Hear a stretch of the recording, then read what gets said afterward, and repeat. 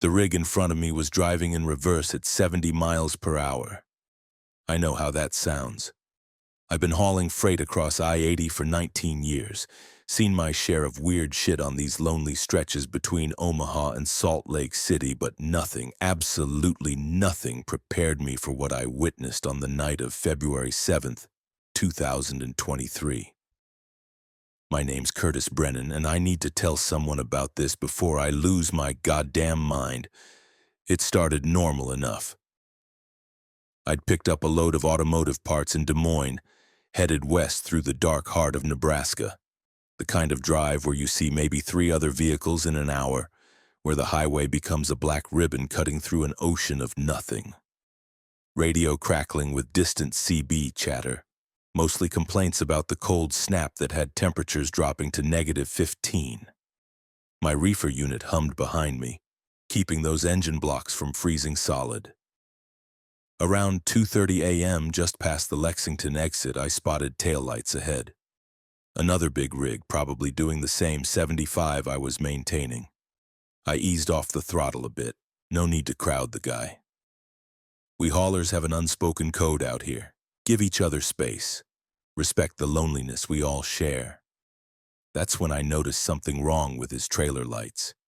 They were flickering, not like a loose connection, but in a pattern. Rhythmic, deliberate. 3 long flashes, 3 short, 3 long.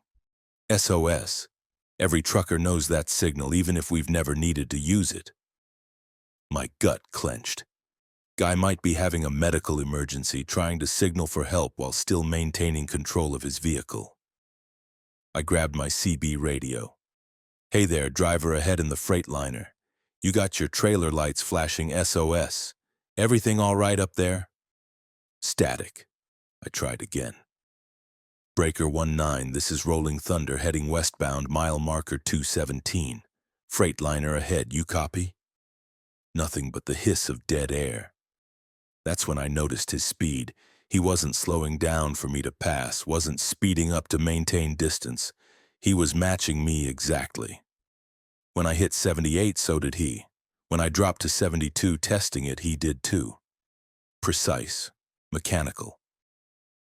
The hair on my neck stood up.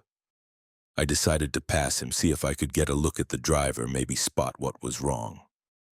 I signaled, moved into the left lane, and started to accelerate. As I pulled alongside his trailer, my headlights swept across the side. The company logo was backwards. Not like a mirror image. The actual letters were reversed, printed right to left. Gnippies Crade, it read in faded red paint. Dark shipping, spelled backwards. Below it a phone number, 555-6666, 6 sixes. My hands tightened on the wheel. Some kind of prank? Custom paint job? But who the hell would do that? I kept accelerating, pulling up alongside his cab. That's when my entire understanding of physics, of reality itself, shattered like glass hitting concrete. The truck was moving forward. I could see the wheels rolling in the right direction, kicking up road spray. But the cab was facing backwards. The grille, the hood, the windshield, all pointing behind the direction of travel. And sitting in the driver's seat, visible in my high beams, was a figure in a trucker's cap, hands on the wheel, staring directly at me through what should have been his rear window, but was somehow his front windshield.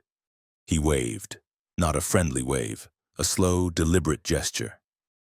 5 fingers spreading wide, then curling into a fist, then spreading again, over and over. His face was wrong, too pale, too smooth, like plastic stretched over bone. His smile was too wide, splitting his face nearly ear to ear. I slammed on my brakes. My rig shuddered, the load shifting slightly behind me as I dropped from 80 to 60 in seconds. The Jake brake roared. My heart hammered against my ribs so hard I thought it might crack bone. The backwards truck maintained speed, pulling ahead of me. Those trailer lights still flashing SOS. Still flashing even though the driver, if that thing was a driver, clearly had full control of his vehicle. I should have pulled over. Should have stopped right there on the shoulder, called the highway patrol, reported a goddamn UFO for all I cared. But something kept my foot on the accelerator. Some sick need to understand what I was seeing. To prove to myself it was real, that I hadn't finally snapped after too many years of lonely highways and gas station coffee. I sped up again, closing the distance. The backwards truck stayed ahead, maintaining exactly 300 yards. I could calculate it by the marker posts. Always 300 yards. When I hit 90, way too fast for a loaded rig, way past legal, he matched me. When I dropped to 60, so did he. Then my CB crackled to life. Curtis Brennan. The voice was wrong. Too deep, layered with static, like three people speaking in unison. Curtis Brennan of 1714 Maple Drive, Sioux City, Iowa. Ice flooded my veins. That was my address. My actual goddamn address. Who the fuck is this? I demanded into the radio, my voice cracking. You've been driving for 19 years, Curtis.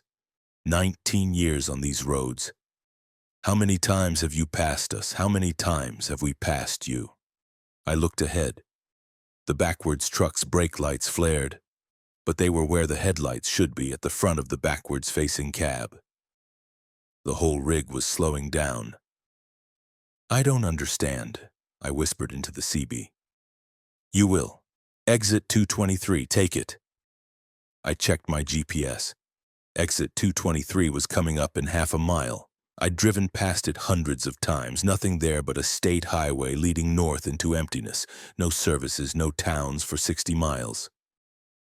I'm not taking that exit, I said, trying to sound firm.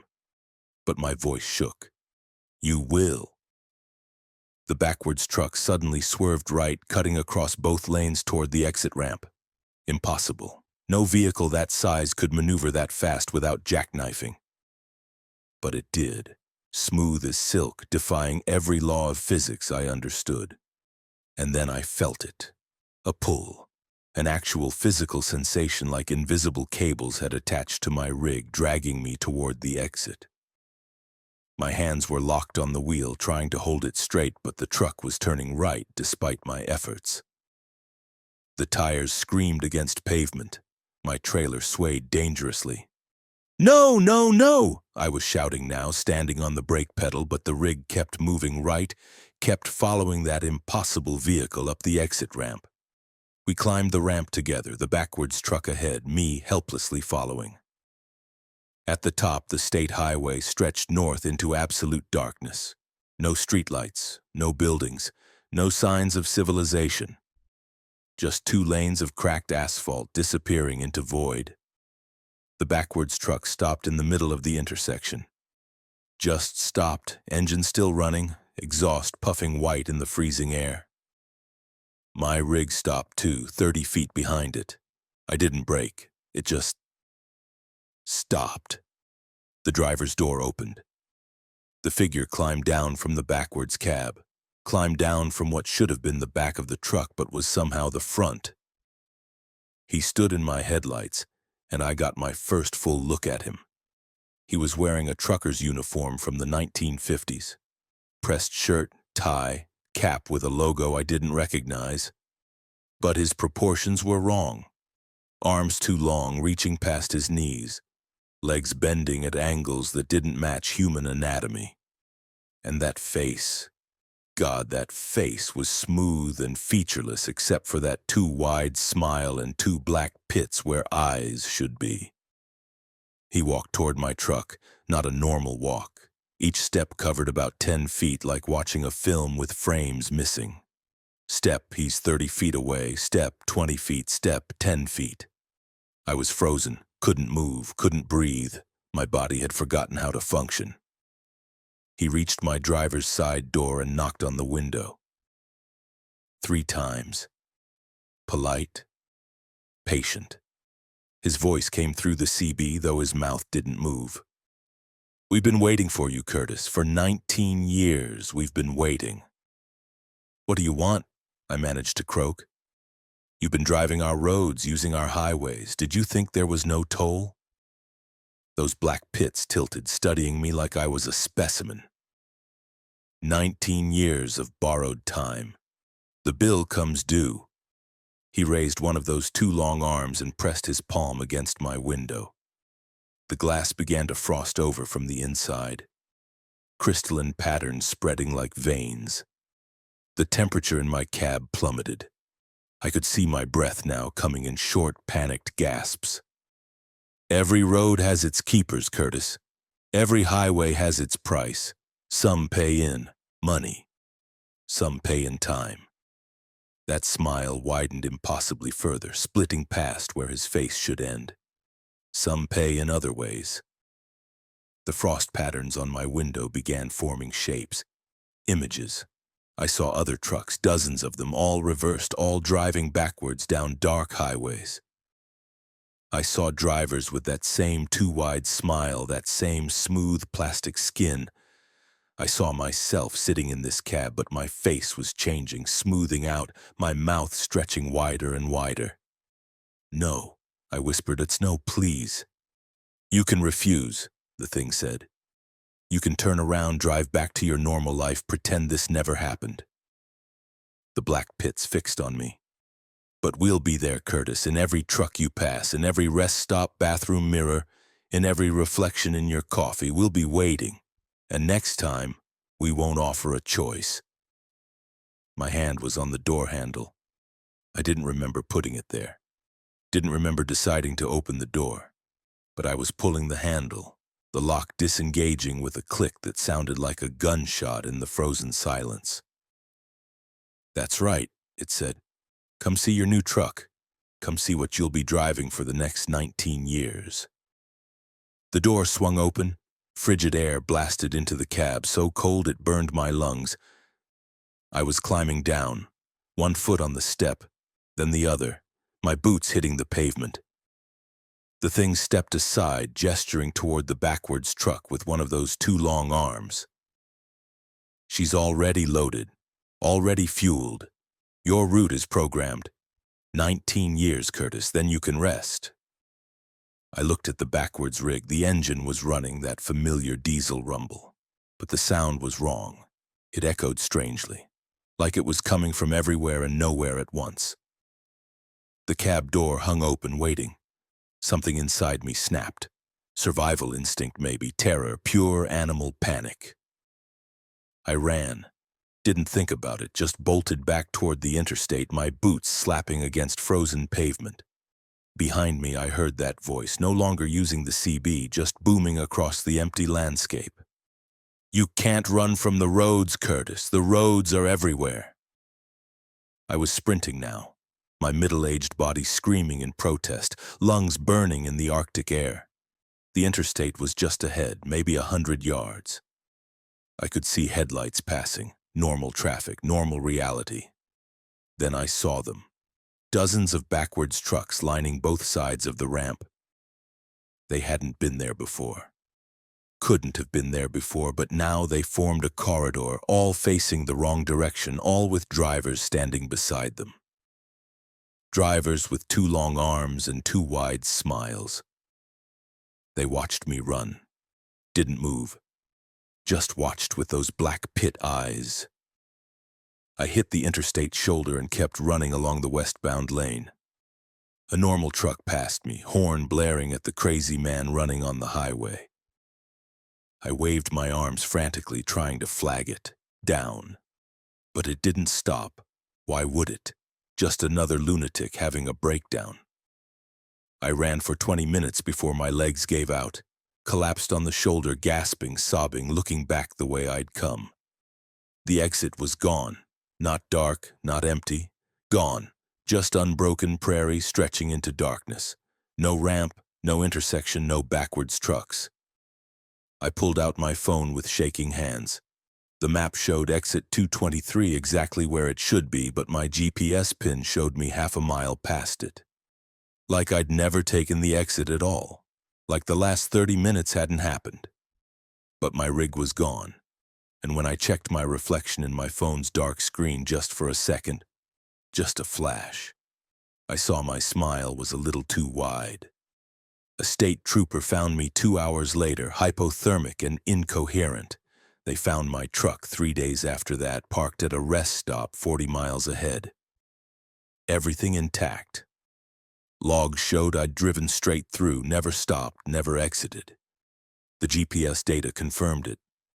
But I know what happened. I know what I saw. I don't drive anymore. Took a warehouse job, local work, home every night. But sometimes when I'm stopped at a red light, I see them in my peripheral vision. Backwards cars, backwards buses, always facing the wrong way, always moving forward in reverse. And every time I look in a mirror, my smile is a little wider than it was before. My arms hang a little lower. My reflection stares back at me with eyes that are just a shade too dark. 19 years, they said. I drove for 19 years. How long do I have before the bill comes due?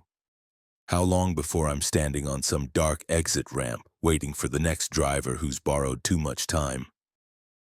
I don't sleep anymore. Can't. Because in my dreams I'm sitting in the cab of a backwards truck, hands on the wheel, driving down an infinite highway in reverse. And my smile splits my face from ear to ear as I wave at the terrified drivers I pass. The roads remember, they told me.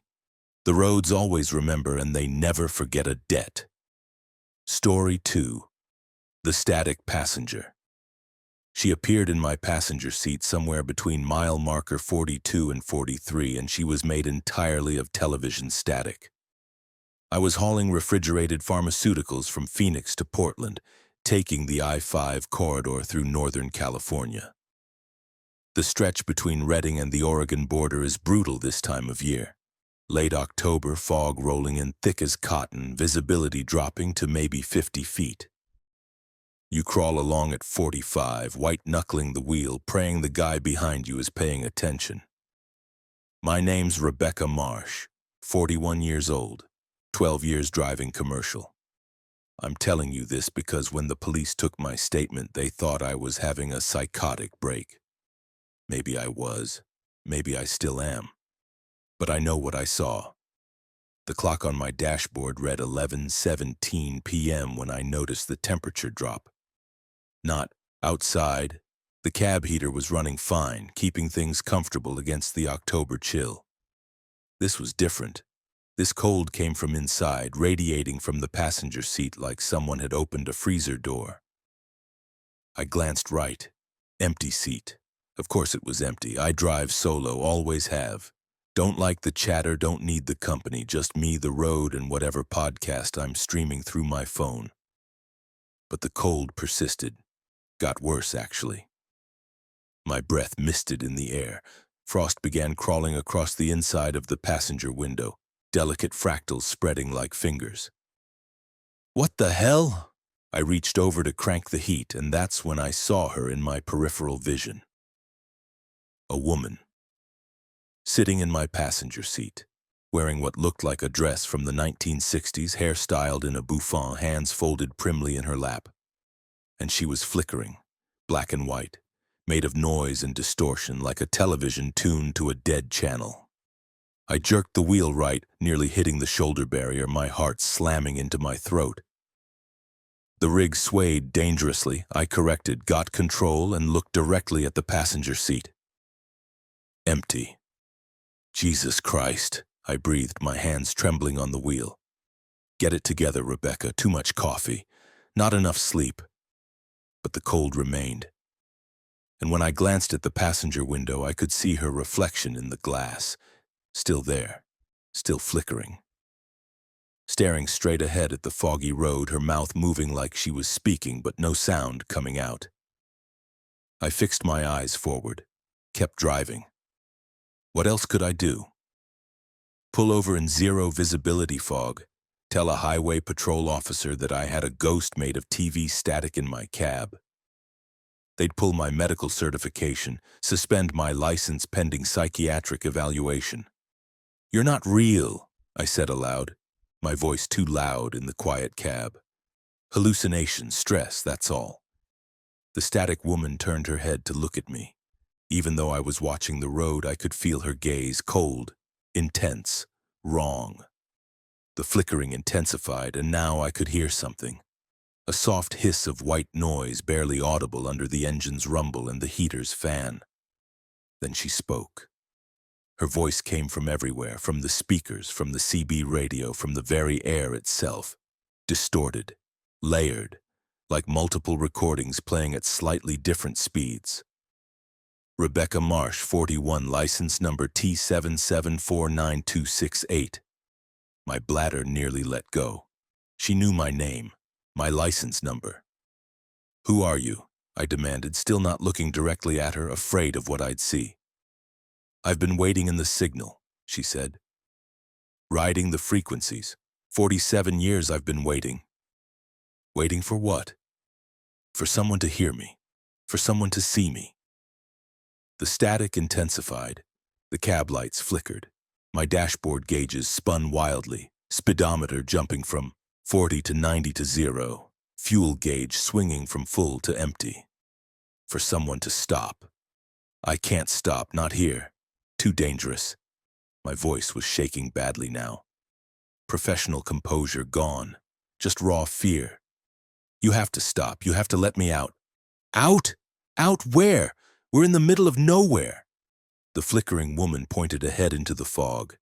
There, mile marker 47. That's where I died. I checked my GPS. Mile marker 47 was coming up in 4 miles. My stomach dropped. I don't understand. How did you... 1978, October 23rd. I was driving with my husband from Sacramento to Eugene, our anniversary trip. Her voice crackled like a bad radio signal. The fog was like this, thick. He was driving too fast. I told him to slow down. He didn't listen. The passenger window was completely frosted over now, but I could see images forming in the frost. A car, a 1970s sedan, taillights, the smear of headlights through fog. There was a truck, she continued, stopped on the shoulder, flashers on. My husband didn't see it until too late. We hit it at 60 miles per hour. I'm sorry, I whispered. I'm so sorry, but I don't understand what you want from me. I want you to stop. The voice exploded from every speaker, deafening, distorted beyond recognition. My windshield cracked in a spiderweb pattern. The steering wheel jerked right, pulling hard despite my grip. The rig was veering toward the shoulder.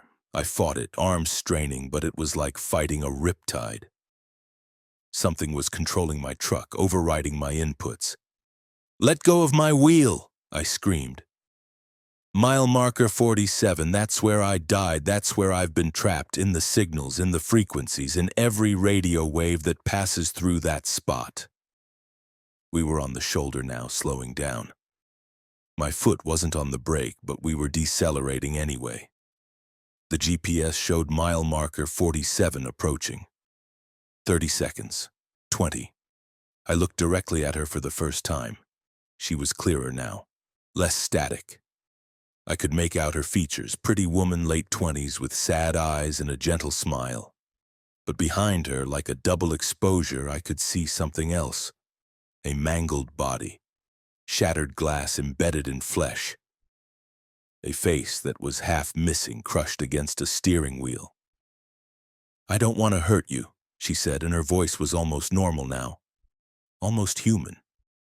But I can't stay in the signal anymore. It's been so long, so cold, so lonely. What do you want me to do? Tears were streaming down my face. I don't know when I'd started crying. Trade places. My blood turned to ice water. No, no way. Absolutely not. Please. She reached out with a flickering hand. It passed through the center console like smoke. Just for a little while. Just so I can feel warm again. Feel real. Again. The truck stopped. Mile marker 47. Right there on the shoulder, exactly where she died 47 years ago. The engine died. All the lights went out. Dash, headlights, clearance lights, everything, just darkness and fog and the terrible, suffocating cold. Rebecca, please. In the darkness, her static glow was the only light. She was fully visible now, sitting cross-legged on the passenger seat, hands clasped in her lap like a child asking permission. If I let you into me, what happens to me? You wait in the signal just for a little while, just until I've had enough time to feel the sun again, to eat something, to touch something solid. Then we switch back. How long is a little while? She didn't answer. How long? I demanded. 47 years, she whispered. Fuck that. No, absolutely not. Get out of my truck. Her expression changed. The sadness hardened into something else, something desperate and angry. You don't have a choice. She lunged at me. I tried to recoil, but there was nowhere to go. Her flickering form passed through me like ice water, and suddenly I was drowning in static. My vision filled with black and white noise. My ears screamed with the hiss of dead channels. My body seized, every muscle locking up as her consciousness tried to merge with mine. I felt her memories flooding in. The anniversary dinner they'd planned. Her husband's name, Daniel. Their daughter at home with Grandma, Sarah, age 6. The argument they'd had before leaving because Daniel had flirted with the waitress. The fog rolling in. The truck's taillights appearing too fast. The impact. The pain. The long, cold silence after. And then, the signal. Trapped in electromagnetic frequencies, conscious but formless, watching the world through every radio transmission, every cell phone call, every Wi-Fi signal that passed through that spot on the highway. Decades of isolation, of watching people live while she couldn't, of screaming and never being heard.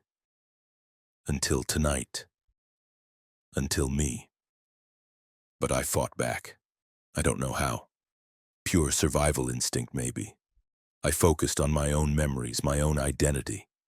My daughter's name, Maya. My ex-husband, Marcus. My mother's voice. The smell of coffee at the Portland truck stop. The feel of the steering wheel under my hands. This is my body, I screamed into the static. My life. You can't have it. I felt her resistance, felt her trying to push me out, but something was wrong. She was weak. 47 years in the signal had eroded her, made her less than she'd been. And I was strong, solid, real. With a final surge of will, I pushed her out. The static exploded outward in a burst of light and sound. Every window in my cab shattered simultaneously. The radio erupted with a shriek so loud I felt something in my ears tear. The dashboard ignited, actual flames shooting up from the gauges. Then silence. I was alone in the cab, sitting in broken glass, blood trickling from my ears. My hands still locked on the wheel. The fire had already gone out, leaving only smoke and the acrid smell of burnt plastic. The engine turned over, started up like nothing had happened. The headlights flickered back to life, cutting through the fog. Mile marker 47 gleamed in my high beams. I put the rig in gear and started driving. Didn't stop, didn't look back. Just drove, my entire body shaking, glass crunching under me every time I shifted position. I made it to Portland by dawn, went straight to a mechanic friend, paid him cash to replace the windshield and windows, told him I'd hit some debris. He didn't ask questions. I filed an incident report claiming equipment malfunction. Insurance covered it. Nobody investigated. But here's the thing that keeps me awake at night. 3 days later, I got a call from my daughter Maya. She was crying. Said she'd had the strangest dream about me. Said in the dream I wasn't her mom anymore. Someone else was wearing my face, living my life, and I was trapped somewhere cold and dark, screaming and nobody could hear me. Just a dream, baby, I told her, my voice steady even though my hands were shaking. Just a bad dream. But I wonder, when I pushed that woman out of my body, where did she go? Back into the signal? Back to her 47 years of isolation? Or did something else happen? Because sometimes now, when I'm driving at night, I catch my reflection in the rearview mirror and I don't recognize the expression on my face. Just for a second, just a flicker. Like I'm looking at a stranger wearing my skin, and sometimes my radio picks up strange signals. Voices that shouldn't be there, speaking languages I don't know, saying my name in tones that make my skin crawl. I don't drive the I-5 corridor anymore. Can't, won't. The company thinks I'm being difficult, but they've accommodated my route requests, for now. But here's what terrifies me most. Last week I was talking to my daughter on the phone and she said something strange. "Mom, why do you keep calling me Sarah?" I hadn't. I know I hadn't. I'd said Maya, like always. But maybe I'm wrong. Maybe when we fought in the static, when we struggled for control of my body, something got mixed up. Some of her memories bleeding into mine, some of my identity leaking away. How do you know you're really you? How do you know your memories are truly yours? I look at my driver's license sometimes. Rebecca Marsh, born 1984. But the date looks wrong somehow, like it should say 1951, like I should be 74, not 41. And yesterday I caught myself humming a song, Moon River, the version from 1961. I've never heard that song before in my life. Have I? I'm writing this down because I need someone to know. If I start forgetting things, forgetting who I really am, maybe this document will remind me, anchor me, prove that I'm Rebecca Marsh, not someone else wearing her life like a coat.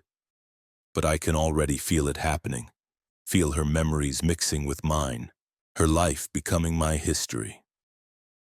Last night I dreamed about a daughter named Sarah, about a husband named Daniel, about an anniversary dinner at a restaurant I've never been to in a city I've never visited.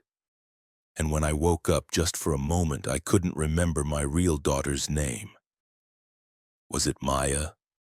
Or was it Sarah? I think I'm forgetting. I think I'm being erased, one memory at a time, replaced by someone who died 47 years ago on a foggy stretch of highway at mile marker 47. And the worst part, sometimes I'm not sure I want to fight it anymore. Her life seems so much simpler than mine. So much sadder, yes, but also complete, finished. A story with an ending. Mine just keeps going, keeps getting more complicated, keeps filling with static and noise until I can't tell which signals are mine and which are hers. If you're reading this and you know me, really know me, please tell me. What's my daughter's name? Is it Maya or Sarah, please? I need to know before I forget completely, before I become just another ghost in the signal, waiting for the next driver to pass through mile marker 47, looking for someone to trade places with, looking for someone warm and real and alive, looking for someone to steal. Story 3. The convoy that never ends. I joined the convoy at 2 a.m. and I've been driving with them for 6 days straight without stopping, and my fuel gauge hasn't moved from 3/4 full. Let me back up. This isn't making sense. Nothing about this makes sense. My name is David Coe. I'm 33 years old. I've been driving long haul for 8 years, mostly running freight between Texas and Montana. Good money, boring work, lots of time to listen to audiobooks and think about my life choices. 6 days ago, Jesus, has it really been 6 days? I was heading north on Highway 87 through New Mexico. Empty stretch between Truth or Consequences and Socorro. 3 a.m. Nothing but darkness and desert and the endless center line unreeling beneath my wheels. That's when I saw them. Taillights ahead, a lot of them, maybe 20-30 trucks all running in a tight formation. Unusual for that time of night, that stretch of road, but not unheard of. Sometimes companies coordinate shipments, send multiple rigs together for, I don't know, efficiency, company. I wasn't planning to join them. I maintain my own pace, keep my own schedule. But as I got closer, something made me ease off the throttle, made me match their speed, made me slide into formation at the back of the convoy like I'd always been there. And that's when I realized I couldn't leave. Not wouldn't. Couldn't. Every time I tried to slow down, my foot wouldn't respond. Every time I tried to change lanes, the wheel wouldn't turn. My truck was following them whether I wanted it to or not. That was 6 days ago. Let me describe what I've seen since then. The convoy never stops. Never. We've driven through 3 states, New Mexico, Colorado, Wyoming.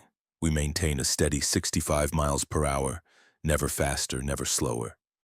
No rest stops, no fuel stations, no way stations, just driving, endless driving through day and night. And here's the thing, I should have run out of fuel 4 days ago. I had a half tank when I joined the convoy. Now it reads 3/4. It's been reading 3/4 for 6 days straight, despite the fact that I've covered over 9,000 miles. The math doesn't work. Can't work. But the gauge doesn't lie. I tried the CB radio on the first night. Tried to reach the driver ahead of me, the driver behind me, anybody in the convoy. Breaker 19, this is Wandering Star at the rear. Anybody got a copy? Every radio in the convoy responded at once. Copy Wandering Star. All of them. Same voice, same inflection, same timing, perfectly synchronized. My blood ran cold. Who is this? What convoy is this? This is the Forever Run, they said in unison. Welcome aboard. I haven't tried the radio since. During the day, it almost feels normal. The sun comes up. The landscape changes. We pass other vehicles. Those other vehicles are real. I can see their drivers, see them reacting to our long convoy. Some honk, some wave, some just stare. But they can pass us. They can exit. They can stop. We can't. I've tried everything. Tried cutting the engine. It just restarts itself. Tried hitting the brakes. Pedal goes to the floor, but the truck doesn't slow. Tried swerving toward an exit, the wheel locks up, keeps me in formation. And the other drivers in the convoy, I've seen them now. Caught glimpses through windows when we're stopped at red lights. The convoy obeys traffic signals inexplicably. They're not moving, not driving. Just sitting in their seats, hands on their wheels, staring straight ahead with empty eyes. Their mouths hang open slightly, their skin has a grayish pallor like meat that's been frozen too long. I think they're dead. I think I'm driving in a convoy of corpses and I'm slowly becoming one of them. Because I'm changing too. I can feel it. I haven't eaten in 6 days, haven't felt hungry. My stomach should be eating itself by now, but there's nothing. No hunger, no thirst, no need for a bathroom. My body is continuing to function, but it's like the biological processes have been suspended, put on pause. I haven't slept either, can't sleep. Whenever I close my eyes, even for a second, I see the road unreeling, feel the vibration of the wheels, hear the engine's constant rumble. It's like sleep has been edited out of my existence.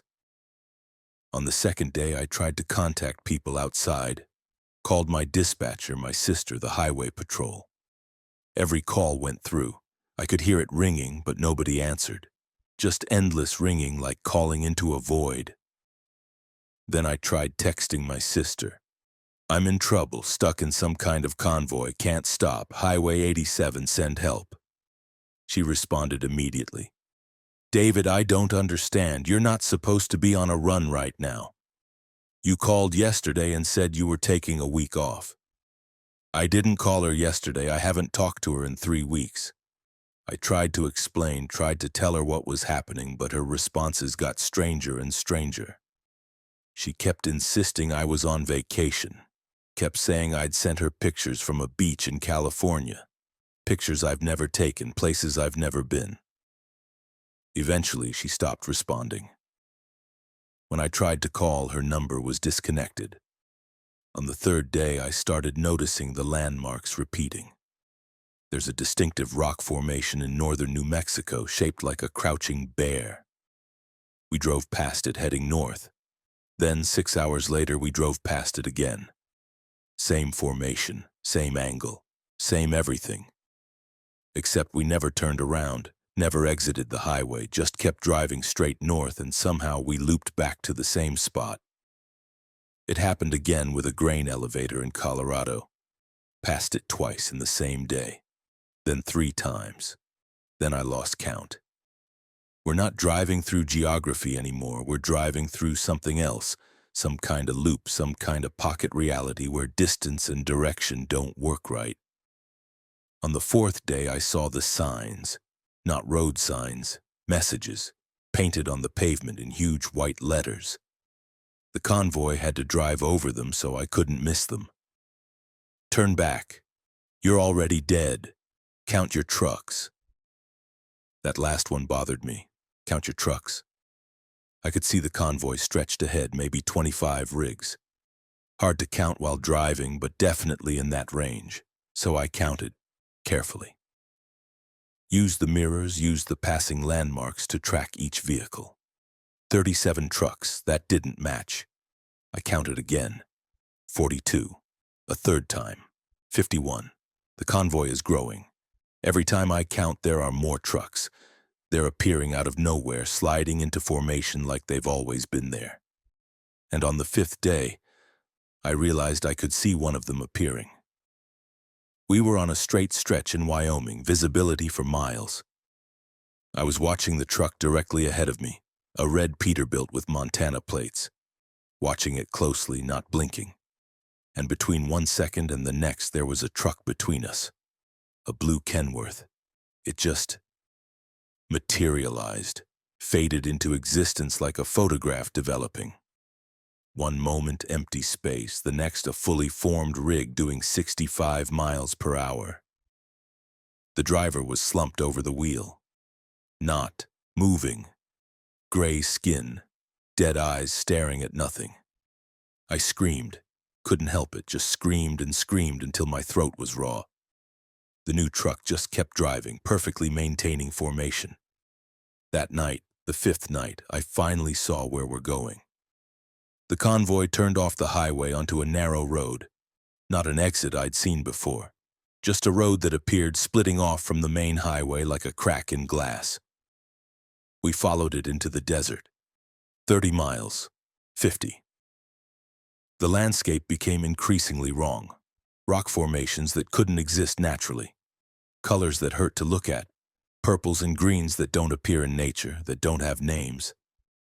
And then I saw it. A truck stop. Huge, sprawling, glowing with sodium lights that cast everything in sick orange. But wrong. All wrong. The building was too long, stretching back into infinity.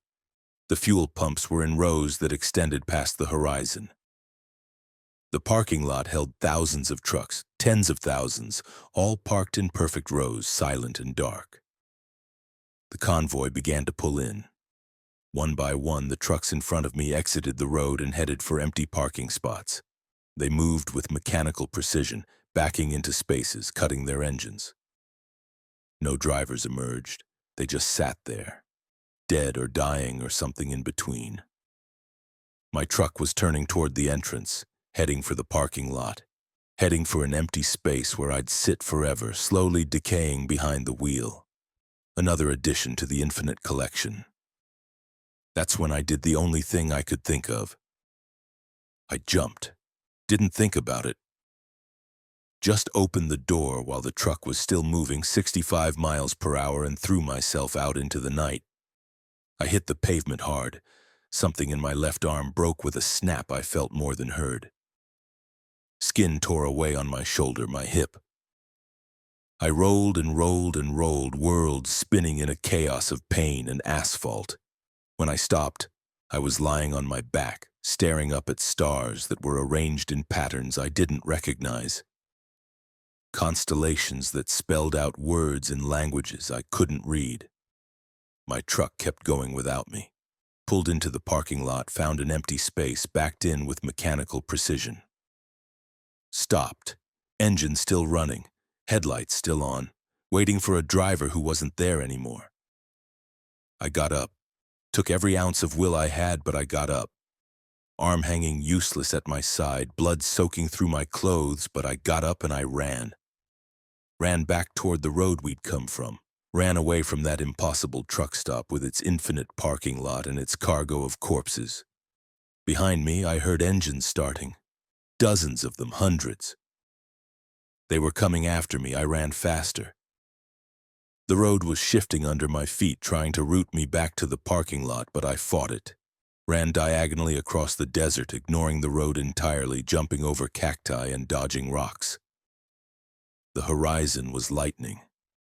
Dawn coming. I ran toward it, and then, like crossing a membrane, like pushing through plastic wrap, I was back. Back on Highway 87, real highway, real world. Behind me, the desert stretched empty and normal. No truck stop, no convoy, no impossible road. I collapsed on the shoulder. A state trooper found me 3 hours later. I was hypothermic, semi-conscious, bleeding from a dozen wounds. He called an ambulance. Told me I'd been in some kind of accident, my truck was missing. Was I sure I was okay? Did I remember what happened? I told him I didn't remember. What else could I say? They found my truck 2 days later, parked at a rest stop in Colorado. Empty. The log showed I'd driven it there myself, parked it, and walked away. The fuel tank was 3/4 full. My company suspended me pending investigation. Said there were irregularities in my logs. Said I'd been driving for 6 days straight without stopping, which was impossible. Which was illegal. I tried to tell them about the convoy, about the forever run, about the truck stop at the end of reality. They sent me to a psychiatrist, put me on administrative leave, suggested I take some time off, get my head right. But here's what they don't know, what I haven't told anyone. I can still see them, the convoy. When I close my eyes, when I'm almost asleep, I can see them driving, still going, still following that road into the desert, still pulling into that infinite parking lot one by one. And I can see my truck, space number 47, row E, parked and waiting, engine still running after all this time, waiting for me to come back, waiting for me to finish the run, because that's the thing about the forever run. You don't really leave. You can escape for a while, live a bit longer in the real world, but eventually you'll see the convoy again. On some dark highway in some lonely stretch, you'll see those taillights ahead maintaining perfect formation, and you'll join them again. Because once you're part of the forever run, you're always part of it. The road remembers, the convoy remembers. I saw them last night. I-25 heading north from Denver, 3 a.m. 20 trucks in tight formation, doing exactly 65 miles per hour. My hands turned the wheel before I could stop them. My foot eased off the brake. I was sliding into position at the rear of the convoy, falling into formation. But I caught myself, swerved onto the shoulder, let them pass. I watched them disappear into the darkness, those red taillights fading like dying stars. My truck wanted to follow. I could feel it pulling toward them like metal toward a magnet. How long can I resist? How long before I stop fighting and just join them, let myself fade into that gray half-death behind the wheel? I don't know, but I'm afraid to drive at night now. Afraid of what I'll see. Afraid that next time I won't be strong enough to resist. Afraid that next time I'll take my place in the convoy and drive forever through that wrong desert toward that impossible truck stop, where thousands of drivers sit in their cabs, gray and still, waiting for something that will never come. The forever run goes on, always, without end. And I think, God help me, I think I'm supposed to be part of it. I think I jumped too soon. Story 4, the duplicate deliveries. I'm delivering the same load to the same address for the 17th time, and each time I arrive, there's one more of me already there. My name is Carl Peterson, and I'm losing count of how many versions of myself exist now. It started simple, too simple. That should have been my first warning. I picked up a shipment in Memphis on November 2nd.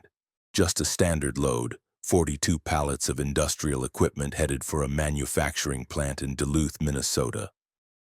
Nothing unusual about the manifest, nothing strange about the freight. Load it, strap it down, drive it north. Easy money. The delivery address was 1124 Industrial Boulevard. I'd never delivered there before, but GPS knew where it was, so I didn't think twice. First delivery went fine. Arrived at 0700 on November 4th. Backed into the dock. Warehouse crew unloaded the pallets. Signed the paperwork. Got my receipt. Standard operation. I was back on the road by 0830, heading to my next pickup in Milwaukee. That's when I got the call from dispatch. "Carl, we've got a problem with your Duluth delivery." "What problem?" "I just dropped it an hour ago. Everything was fine." "That's the thing. Our system shows you're still there, still at the dock." "That's impossible. I'm on I-35, 50 miles south." "Can you turn around and check?" "The client's saying there's some kind of issue." I sighed but complied. Took the next exit, headed back north. Probably just a computer glitch, I figured. System hadn't updated to show the delivery complete. I arrived back at 1124 Industrial Boulevard at 10:15 a.m. My truck was still there. Same truck, same trailer, same license plate. Backed into Dock 7 exactly where I'd left it. Except I was driving my truck, the one I was sitting in. So how the hell was my truck still at the dock? I parked in the visitor lot, walked over on shaking legs. Got close enough to see the driver's side door. Looked inside. I was sitting there. Carl Peterson, 47 years old, gray beard, Milwaukee Brewers cap, coffee stain on my shirt from this morning. Perfect copy. Except he wasn't moving. Just sitting with his hands on the wheel, staring straight ahead at the warehouse wall, eyes open but unfocused. I knocked on the window. Hey, what the hell is this?" He didn't respond. Didn't blink. Didn't breathe as far as I could tell. I tried the door. Locked. I pulled out my key. My actual key for my actual truck, and it fit the lock, because it was my truck. I opened the door. The smell hit me first. Not rot exactly, but something stale. Old. Like opening a closet that hasn't been aired out in decades. The copy just sat there. I reached out, touched his shoulder. Cold. Firm, not flesh. Almost like plastic or wax. A perfect replica that wasn't quite real. I stumbled backward, nearly fell on my ass. Someone was screaming. Took me a second to realize it was me. Security came running. Plant manager. Warehouse supervisor. They all saw it. Saw me, the real me, standing next to the truck containing me. The copy. "I don't understand," the plant manager kept saying. "I don't understand what I'm looking at." Neither did I. We called the police. They came, looked at the situation, and were equally baffled. Ran my license, checked my ID, compared it to the documents in the truck. Everything matched. I was Carl Peterson, and so was the thing in the driver's seat. They towed the duplicate truck to an impound lot. Took the copy to the morgue, even though it clearly wasn't a dead body. Wasn't alive either, just a thing. A Carl-shaped thing. I gave a statement, answered a million questions I didn't have answers to. Finally got cleared to leave around 6 p.m. I called my wife from the road. "Diane, something really weird happened today." "Is this about the truck?" "Yeah, dispatch called. They said something about duplicates." "It was me, Diane. There was another me, exact copy." Long silence. Then, "Carl, that's not funny." "I'm not joking. I swear to God, I'm not joking." Another silence. "Are you feeling okay? Do you need to come home?" Maybe I did. Maybe I needed to stop driving, see a doctor, figure out what the hell was happening to me. But then dispatch called with another load. Same manifest, same pallets, same delivery address in Duluth. "This has to be a mistake," I told them. "I already delivered that load, twice technically if you count the duplicate. Our system shows the delivery never completed. Client needs the equipment. Can you run it?" Something in me said to refuse. Say no, go home, forget this ever happened. But I'm a trucker. It's what I do. I pick up loads, I deliver them. That's my job, my identity, my purpose. So I said yes. Second delivery, I arrived at 1124 Industrial Boulevard on November 6th. Dock 7. Two of my trucks were already there. Two versions of me sitting in the cabs, hands on wheels, staring at nothing. I didn't even get out. Just stared through my windshield at myself ×2, and then I put the truck in reverse and got the hell out of there. But dispatch kept calling, kept saying the delivery hadn't completed, kept assigning me the same load. And I kept taking it, because what else could I do? Stop working? Stop driving? Driving is who I am. Third delivery, 3 of me. Fourth delivery, 4 of me. By the 8th delivery, the parking lot at 1124 Industrial Boulevard was filling up with my trucks, all identical, all containing versions of me sitting motionless in the cabs. The plant manager stopped coming out to meet me. The warehouse crew wouldn't make eye contact. Security watched from a distance but didn't approach. They were afraid of me, of what I was becoming, of what was happening. I was afraid too, because I'd started to notice something. Each time I made a delivery and saw the duplicates, I felt lighter, less substantial, like I was being diluted, spread thin across multiple versions. My memories were getting fuzzy. I'd forget conversations with Diane, forget what I'd eaten for breakfast, forget the route to places I'd driven 1,000 times, and the duplicates, they were getting more active. On the 12th delivery, I saw one of them turn its head to watch me. Just a slow rotation, tracking my movement across the parking lot. Its mouth didn't move, its expression didn't change, but it was aware. It saw me. On the 14th delivery, 3 of them got out of their trucks, moved in perfect synchronization, walking toward the warehouse. They unloaded their pallets themselves, stacked them neatly on the dock, then returned to their trucks and sat down again. On the 16th delivery, they spoke to me. All of them. All 15 versions sitting in their cabs. They turned their heads in unison and said through the closed windows in perfect harmony, "Almost complete." Their voices were my voice, but flattened, emotionless, like a recording played back at the wrong speed. "Complete what?" I shouted. "What the hell is happening?" "The route," they said together. "We're completing the route." "What route? I've delivered the same load 16 times. Nothing's being completed." "One more," they said. "One more delivery, then we can rest." And now I'm on delivery number 17. I'm sitting in the parking lot of 1124 Industrial Boulevard, looking at 16 versions of myself in 16 identical trucks. My fingers are cramping around the wheel. My coffee has gone cold. My phone shows 37 missed calls from Diane, but I can't remember her face anymore. Can't remember if we have kids. Can't remember my own address. All I remember is the route. Memphis to Duluth.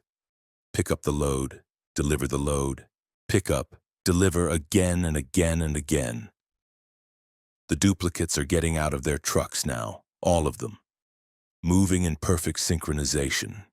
They're walking toward me, 16 versions of myself, all with the same blank expression, same measured pace. They're surrounding my truck. One of them, the first one, I think, the original duplicate, steps up to my driver's side door, knocks on the window 3 times. I could drive away, should drive away, but my foot won't move to the accelerator, my hands won't release the wheel. The duplicate opens the door. I didn't lock it. Don't know why I didn't lock it. "Time to complete the route," it says in my voice. "I don't understand," I whisper. "What happens when the route is complete?" It smiles. First expression I've seen on any of them. And it's wrong. Too wide. Too empty. "We become the road," it says. "All routes lead somewhere. All drivers arrive eventually. You've been arriving for 17 days. Now it's time to stay." The other duplicates are climbing into my truck. 3 in the passenger seat, sitting in the same space, occupying it simultaneously like they're not quite physical. 4 standing behind my seat, their hands on my shoulders, their grip cold and firm. "We're you," they say in chorus. "All of us. Every version you could have been, every choice you didn't make, every route you didn't take. We've been waiting in potential, waiting to become real." "But I'm real," I say, though I'm not sure anymore. "I'm the real Carl Peterson." "You were," the first duplicate says. "But you've been delivering yourself here, piece by piece, trip by trip. 17 deliveries, 17 pieces, now you're finally complete." My vision is fading. The duplicates are getting clearer, more solid, while I'm becoming transparent. I can see through my own hands, can feel myself dissipating, spreading out among all these versions. I'm not disappearing, I realize. I'm multiplying, dividing, becoming all of them at once. The truck starts by itself. All 17 trucks start simultaneously. Engines rumbling in perfect harmony. We pull out of the parking lot together. 17 identical trucks, 17 identical drivers, all moving as one. Dispatch is calling with a new load. Same manifest, same address. But this time it's different. This time we're picking up something else, something that looks like freight but isn't. Pallets wrapped in plastic, but when we look closer, we can see shapes inside, human shapes, driver-shaped shapes.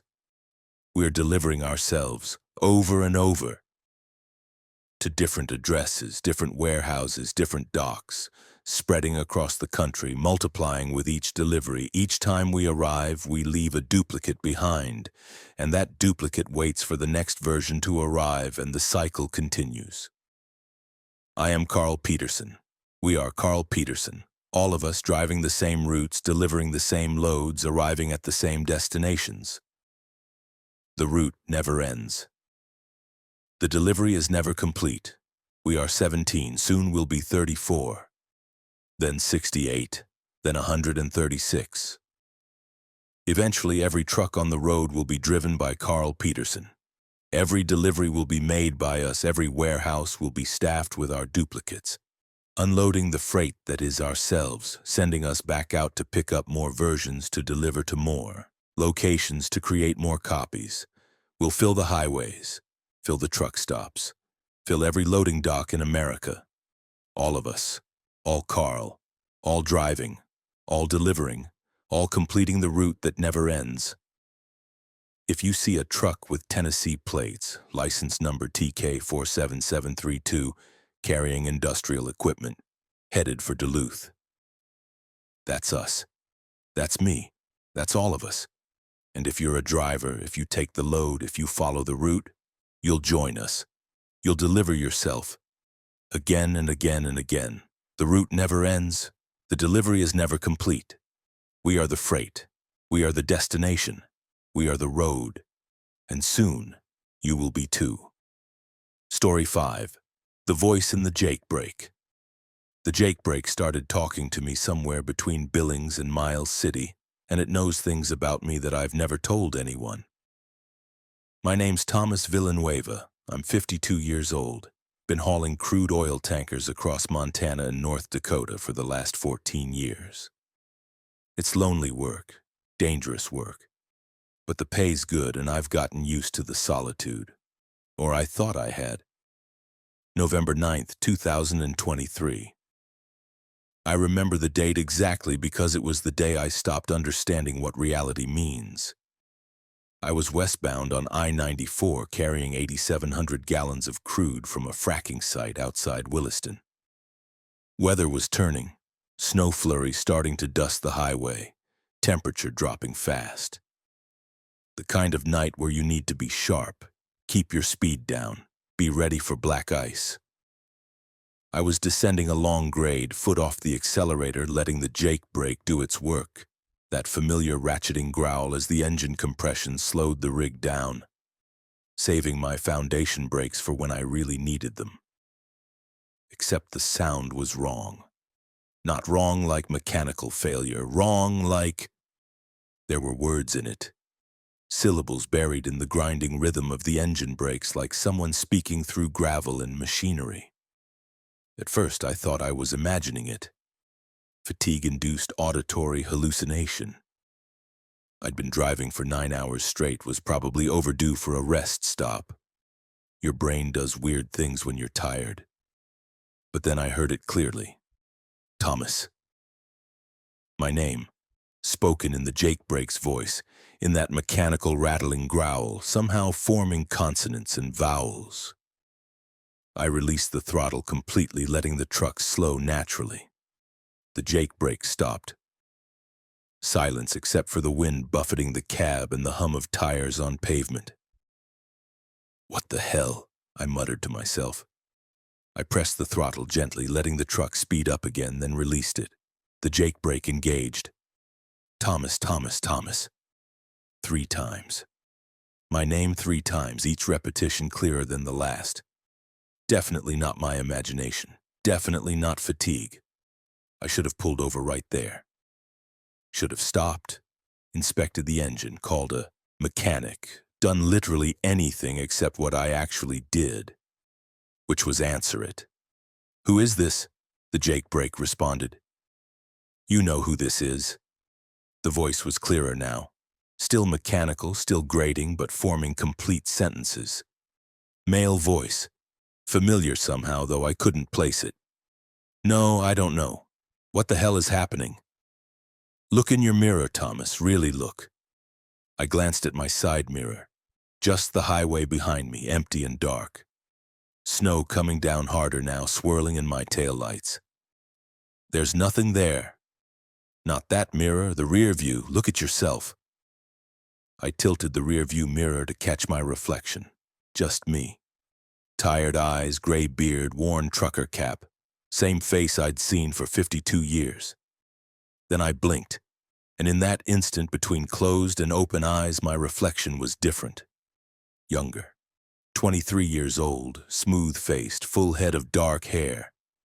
The way I'd looked when I first started driving. I blinked again, back to normal. Old, tired, current. Did you see? The Jake Brake asked. I don't know what I saw. You saw the truth. You saw when this all started. My hands were trembling on the wheel. When what started? You know what, Thomas, you've always known. You just chose to forget. I had no idea what it was talking about. Chose to forget what? I racked my brain trying to think of some buried trauma, some repressed memory. Nothing came. My life had been relatively normal. Grew up in Texas, got my CDL right out of high school, started hauling freight, got married, got divorced, kept driving.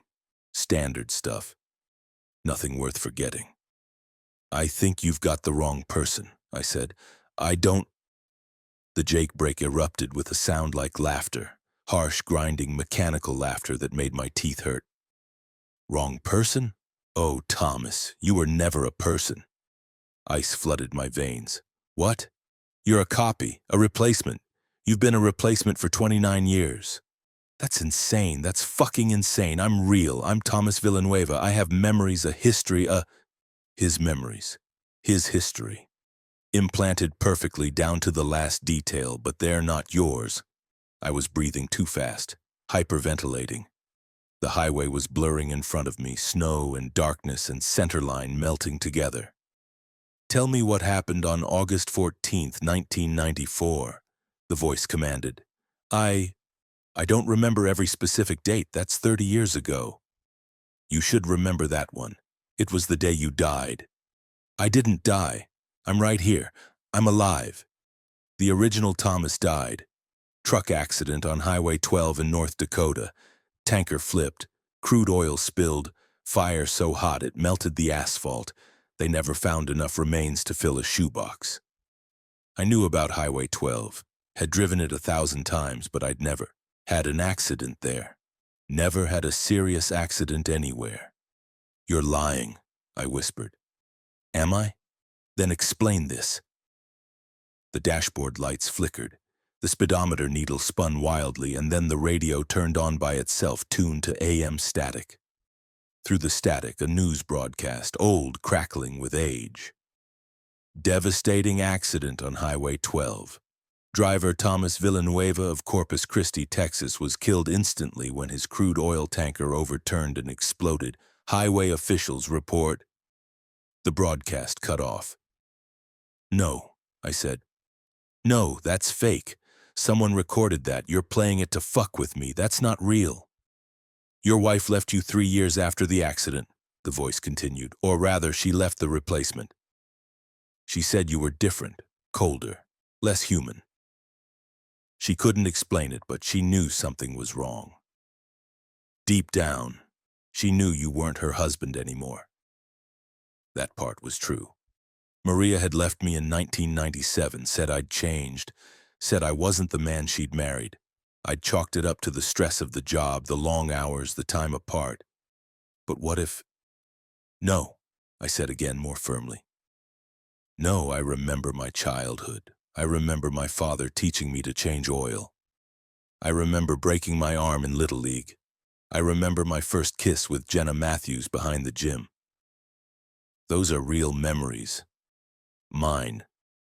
Programmed memories, the voice said. Perfect replicas of the original Thomas's experiences, but if you examine them closely, you'll find the gaps, the inconsistencies, the moments that don't quite add up. I tried to focus on my memories, really examine them. My father teaching me auto maintenance. Yes, I could see it. Feel the Texas heat, smell the motor oil, hear his voice explaining how the engine worked. But his face was blurry. I couldn't quite see his features, couldn't remember the exact words he'd said. The Little League memory. I could feel the snap of the bone, the pain shooting up my arm. But which arm? I looked down at my left arm, the one I'd always been told was broken. No scar. Shouldn't there be a scar, even a faint one? Stop it, I said. Stop fucking with my head. I'm not fucking with anything. I'm telling you the truth. You're a synthetic replacement, Thomas. Created in a facility you've never seen, implanted with memories of a life you've never lived. Sent out to replace a man who died in fire and twisted metal. Why? Why would anyone do that? Because drivers are expensive to train. Because the company had contracts to fulfill. Because it's easier to replace a dead driver with a perfect copy than to hire and train a new one. The voice was matter-of-fact, almost bored. You're not the only one. There are dozens of us out here, maybe hundreds. All driving the same routes our originals drove, all living the same lives, all thinking we're real. If I'm not real, then what are you? Your conscience, your programming, the part of you that was designed to keep you functioning, keep you human-seeming, keep you from realizing what you are. But I'm malfunctioning, breaking down. That's why you can hear me now. The illusion is cracking. I was crying, couldn't help it. Tears streaming down my face, dripping onto my shirt. I don't want to know this. I want to forget. I want to go back to not knowing. You can't. Once you hear the truth, you can't unhear it, but I can show you proof, hard physical proof. What proof?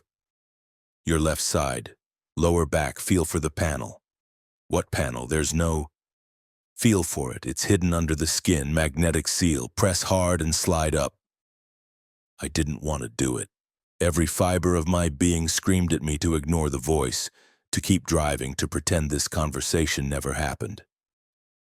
But my right hand was already moving, reaching back under my shirt, pressing against my lower left side. At first, nothing. Just skin and muscle and the faint ache of too many hours sitting. Then, a seam, a tiny ridge barely noticeable. I pressed harder, moved my fingers upward. Something clicked. A panel of skin slid up, revealing... I pulled the truck over, slammed on the brakes, pulled onto the shoulder, threw it into park. Twisted in my seat, lifted my shirt and looked. There was a compartment in my back, about 4 inches square. Inside, circuit boards, wires, a glowing blue power cell, and a serial number etched into metal. THVLN 0847. I vomited. Leaned over, opened the door, and vomited onto the snowy shoulder until there was nothing left. Then dry heaved for another 5 minutes.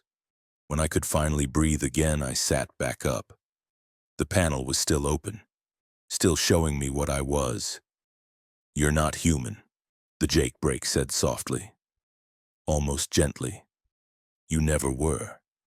But you're real, Thomas. The memories may be copied, but the experiences you've had since replacement, those are yours. The loneliness you've felt on these highways, the sunsets you've seen, the coffee you've tasted, that's all real. You're real, just not in the way you thought." I closed the panel, felt it seal magnetically, pulled my shirt down. "What do I do now?" My voice was hollow, empty. "You have choices. You can keep driving, keep living the life you've been living, pretend this conversation never happened. The programming will eventually reassert itself. You'll forget again, go back to believing you're the original Thomas. Or you can seek out the others, the other replacements who've woken up. We have a place, a community.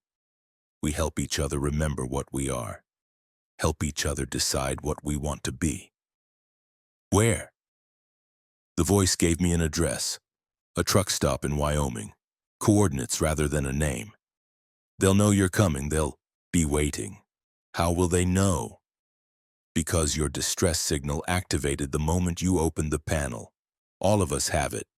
All of us send out a beacon when we discover the truth." The Jake brake fell silent. I sat there for an hour, parked on the shoulder, snow accumulating on my windshield, trying to process everything, trying to decide if I believed it. The panel in my back made it hard to deny. Eventually, I put the truck in gear and started driving again. Not west toward my delivery, south toward Wyoming, toward the coordinates. I don't know what I'll find there. Don't know if I want to know more or if I want to beg them to help me forget. But I know I can't keep driving the same routes, delivering the same loads, living the same life now that I know what I am. The Jake brake hasn't spoken again. Maybe it said all it needed to say. Maybe its malfunction has been repaired, its conscience suppressed. But I can still feel it there, in the mechanical systems of my truck, waiting, watching. And I wonder how many other drivers are hearing voices in their engines. How many are discovering panels in their backs? How many are realizing they're replacements for people who died decades ago? How many of us are out here driving through the night, hauling freight for companies that never told us we're not human? I'll be at the Wyoming truck stop in 6 hours. I'll find out if the voice was telling the truth, find out if there really are others like me, and then I'll decide, do I want to remember? Or do I want to forget again, close the panel, go back to being Thomas Villanueva, a human trucker living a copied life? I don't know the answer yet, but I know one thing. The Jake brake was right about one thing. The memories I've made since I started driving, the sunsets, the coffee, the loneliness, the satisfaction of a delivery completed, those are mine. Real or not, human or not, those experiences belong to me, and nobody can take them away, even if I was never supposed to exist in the first place. Story 6. The Screaming Cargo. The trailer behind me has been screaming for 412 miles, and my manifest says I'm hauling office furniture. My name is Keisha Roberts. I'm 38 years old, and I think I'm transporting something that used to be people. It started at the loading dock in El Paso, November 15th, 0:30. I'd been dispatched to pick up a sealed trailer, my third sealed load this month, which was unusual but not unheard of. Some cargo is sensitive, proprietary, or just plain boring enough that clients don't want drivers seeing what's inside. You hook up, you drive, you deliver. Simple. The warehouse was in an industrial area I'd never serviced before. GPS took me down progressively narrower streets until I was threading my rig through an area that didn't look like it should exist in a modern city. Buildings with no windows, streets with no signs, not a single person visible anywhere, despite the place clearly being active. Lights on, machinery humming, trucks coming and going. The address was Building 7, No company name, just a number on a rusted door. I backed up to the dock, set my brakes, and waited. Protocol for sealed trailers: you don't get out. You don't interact with the loading crew. You sit in your cab until they finish, then you sign the paperwork through the window and leave. But something felt wrong from the start. The loading crew wore full hazmat suits, not just gloves and masks, full level A protection, the kind you see in biohazard movies. They moved with mechanical precision, no talking, no gestures, just silent efficiency as they loaded whatever was going into my trailer. I couldn't see what they were loading. The angle was wrong, but I could feel the weight. My trailer settled on its suspension with each load, heavy. Very heavy. The manifest said office furniture, desks, chairs, filing cabinets. But each item they loaded felt like it weighed 1,000 pounds. The whole process took 90 minutes. When they finished, a supervisor approached my window. He wore no suit, just a standard warehouse uniform, and handed me the paperwork. "Don't open the trailer," he said. First words anyone had spoken. "Don't inspect the load. Don't stop until you reach the destination." "That's irregular," I said. "I'm required to inspect cargo for safety. The trailer is sealed by federal order. You open it, you violate federal law. You understand?" I didn't, but I signed the paperwork anyway.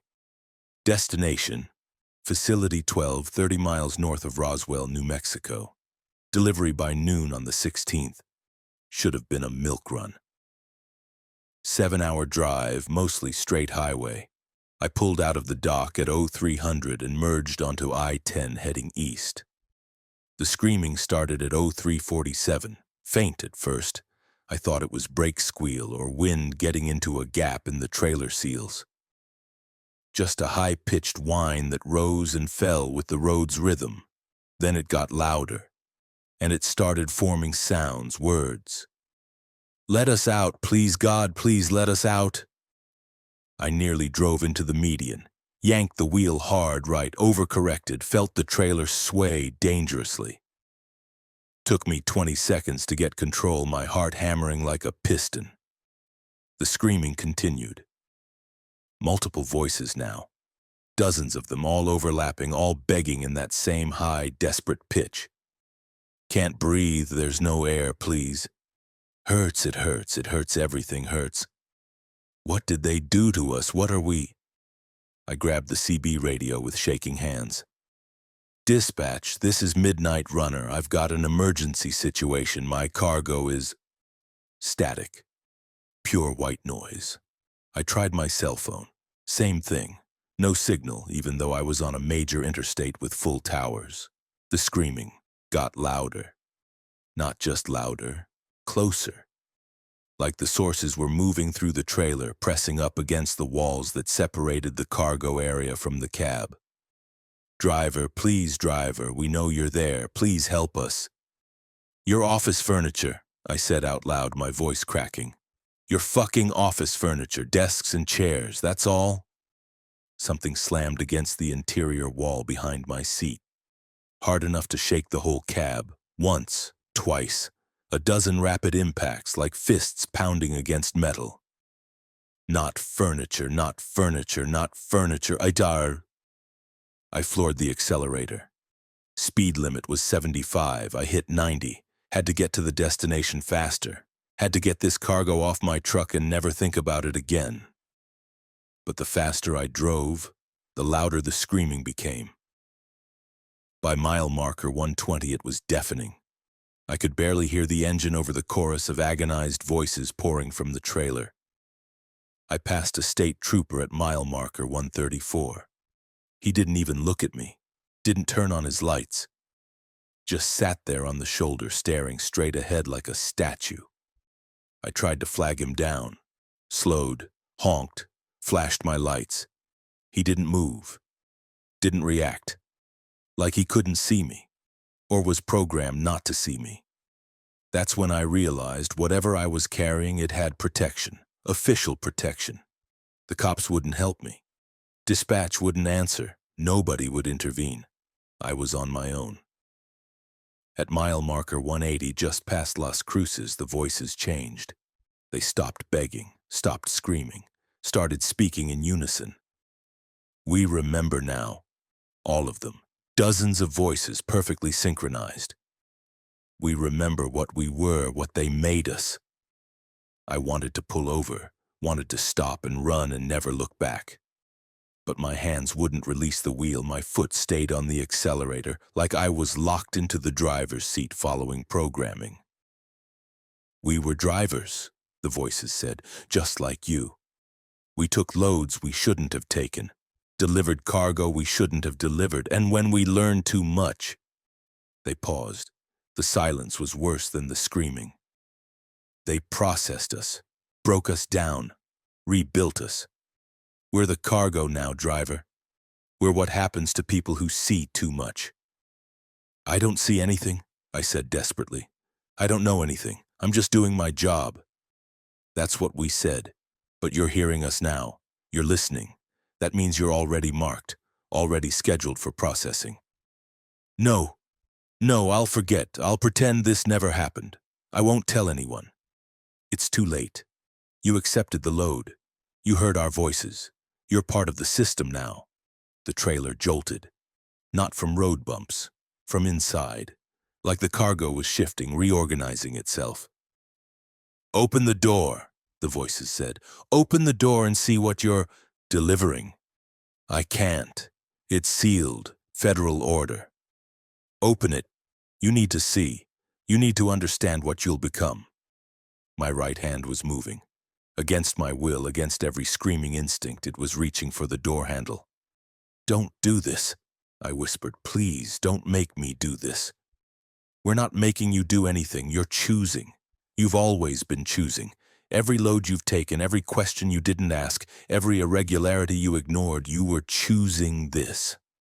My hand gripped the door handle, pulled. The door opened. Cold air rushed in. Desert air should have been warm, but this was cold like a freezer. I could see my breath. I climbed down from the cab, walked along the trailer's length. My body moving on autopilot, legs carrying me to the rear doors, even as my mind screamed at me to stop. The trailer doors had a seal, heavy-duty federal lock. But when I touched it, it fell open. Like it was never really locked, like they wanted me to see. I grabbed the handle, started to swing the door open. Last chance to stay ignorant, the voices whispered. Last chance to be human. I opened the door. The trailer was full of flesh. Not bodies, not corpses, just flesh. Pink and raw and pulsing like exposed organs. It had been molded into shapes that resembled office furniture. Rectangular masses that could pass for desks, cylindrical columns that could pass for filing cabinets, curved sections that could pass for chairs. But it was all flesh.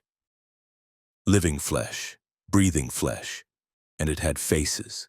Dozens of faces stretched across the surface of the meat furniture. Mouths moving, eyes blinking. All screaming silently now that the door was open, screaming with mouths that had no lungs behind them, just layers and layers of undifferentiated tissue. I recognized one of the faces. A driver I'd met at a truck stop in Amarillo 6 months ago. Guy named Patrick. We'd shared coffee, complained about dispatch, gone our separate ways. Now his face was stretched across something that looked like a desk. His mouth forming words I couldn't hear, his eyes tracking me with desperate recognition. I vomited, fell to my knees on the highway shoulder and vomited until I was just coughing up bile. Behind me, the flesh cargo pulsed, breathed, waited. Now you understand, the voices said, coming from everywhere now, the cargo, the trailer, the desert air itself. This is what happens to drivers who learn too much. We're broken down, reassembled, turned into cargo that screams warnings to the next driver. Why? I managed to choke out. Why do this? Efficiency. A driver who transports a screaming load once will never take another irregular job again. They'll stay in line, ask no questions, deliver what they're told, and if they don't, If they talk, if they report, if they try to expose the system, they become part of the load themselves. I won't tell anyone, I said. I swear. I'll deliver this, and I'll never speak about it again. That's what they all say. Something grabbed my ankle. I looked down. A hand, a perfectly formed human hand, was emerging from the flesh mass inside the trailer. It had grown from the cargo like a plant sprouting from soil, and it was gripping my leg with impossible strength. No! I kicked hard, felt bones snap in the hand, but it didn't let go. Another hand emerged, then another. A dozen hands reaching out from the cargo, grabbing my legs, my arms, my shirt. They were pulling me in. "Join us," the voices said. "Join the load. Become furniture. Become cargo. Scream your warnings to the next driver." I fought. God, I fought like an animal. Clawed at the pavement, tore my fingernails off, trying to grip the asphalt. But the hands were too strong, too many. They dragged me into the trailer, into the mass of breathing flesh. The last thing I remember clearly is the feeling of my body being pressed into the meat. Feeling it close around me like mud, warm and wet and suffocating. Feeling my form being molded, reshaped, integrated into the cargo. Feeling my mouth stretching open in a scream that would never stop. But here's the thing, I'm still driving. My body is in the trailer, yes. Stretched across a section that looks like a filing cabinet. My face screaming silently, my consciousness trapped in meat. But I'm also still in the cab, still sitting behind the wheel, still driving toward Facility 12. Because the woman in the driver's seat isn't me. Not anymore. It's a replacement, a perfect copy. She has my memories, my license, my voice. But she's not me. I'm cargo now. And I'm screaming. Screaming warnings to the new me. Screaming about what's really in the trailer. Screaming about what they'll do to her when she delivers the load and learns too much. She can hear me. I know she can. I can see her flinching at the sounds, see her gripping the wheel tighter. Soon she'll open the door, soon she'll see what she's hauling, and soon she'll join us. Another Keisha, another face stretched across the flesh furniture, another voice in the chorus of warnings that nobody can heed because it's already too late. The system feeds itself. Drivers become cargo. Cargo becomes warnings. Warnings create new drivers who become new cargo, efficient, perfect, endless. We're approaching Facility 12 now. I can feel it. The flesh mass knows. It's starting to pulse faster, breathing with anticipation. They'll unload us. The new Keisha will drive away with an empty trailer and a head full of carefully edited memories. She won't remember opening the door. Won't remember seeing the cargo. Won't remember anything but a successful delivery. Until the next irregular load, the next sealed trailer, the next job that pays too well and asks too few questions. Then the cycle begins again, and I'll still be here. Still screaming, still trying to warn the next driver even though I know they won't listen. Can't listen. Because once you accept the load, you're already part of it. Once you hear the screaming, you're already scheduled to become it. The office furniture in your office, in your home, in your workplace. Have you ever heard it scream? Have you ever pressed your ear against a filing cabinet late at night and heard dozens of voices begging to be released? No? Not yet, but you will. We all do eventually. We all become cargo. We all scream forever, and nobody hears us. Nobody helps us. Nobody stops the deliveries. Story 7, the wrong exit. I took exit 247 off I-90 in Montana 7 hours ago, and I still haven't reached the road at the bottom of the ramp. My name is Lucas Green, I'm 29 years old, and I don't think I'm in Montana anymore. I don't think I'm anywhere that exists on a map. Let me start from the beginning. Maybe if I write this down, maybe if I document what's happening, someone will find it, understand it, warn others. November 17th, 9:40 p.m. I was hauling a load of frozen goods from Seattle to Chicago. Standard cross-country haul, route I'd driven a dozen times. I-90 across Montana is brutal this time of year. Early winter storms, black ice, hours of nothing but darkness and snow. I needed fuel, needed coffee, needed to take a piss. GPS showed a truck stop at exit 247, 13 miles ahead. I'd stopped there before, good place. Clean showers, decent food, friendly staff. Exit 247 came up, I signaled, moved into the right lane, took the exit. That's when everything went wrong. The exit ramp was too long, way too long. Normally an exit ramp is maybe a quarter mile. This one kept going, curving right, descending but never reaching the ground. I checked my odometer. I'd gone 2 miles down the ramp, still descending, still curving right. What the hell? I eased off the accelerator, slowing down. Maybe I'd taken the wrong exit. Maybe this was some kind of service road, but the signs said 247. Same exit I'd taken before. I'd descended for 4 miles now. The curve was tightening. I was basically driving in a spiral around and around, going down like a corkscrew. And it was getting darker, not just night dark, dark in a way that seemed to absorb my headlights. The beams extended maybe 10 feet in front of my truck before being swallowed by absolute blackness. 5 miles, 6 miles, still descending. My radio was nothing but static. Cell phone had no signal. GPS showed me in the middle of the Montana wilderness, but the map wasn't updating. The blue dot that represented my truck was frozen at exit 247. 7 miles down the ramp, I started seeing the signs. Not road signs, messages, spray-painted on the guardrails in dripping red letters. Turn around, wrong way, go back. I wanted to turn around. God, I wanted to, but the ramp was too narrow, no shoulder, no turnouts. Just a single lane spiraling down into darkness. If I tried to turn around, I'd jackknife, flip the trailer, kill myself. So I kept going, kept descending, because going forward was the only option. At mile 8, I passed a truck.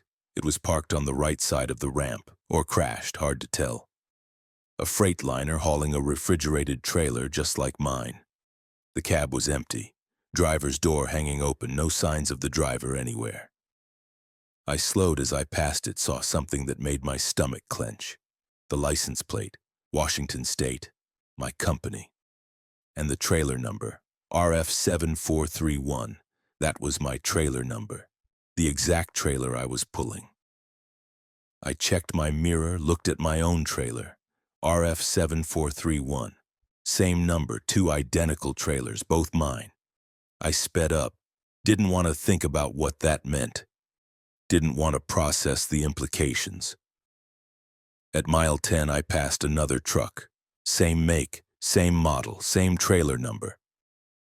This one's driver was still inside, slumped over the wheel, not moving. I could see him in my headlights as I passed. He was wearing the same jacket I was wearing, same company cap, same face. He was me. Dead, behind the wheel of an identical truck with an identical trailer. I was screaming, couldn't help it. Just screaming and screaming while my hands white-knuckled the wheel and my truck kept descending that impossible ramp. More trucks now. Every 100 yards, another identical rig. Some parked, some crashed, some just sitting in the lane, forcing me to swerve around them. All of them with versions of me inside.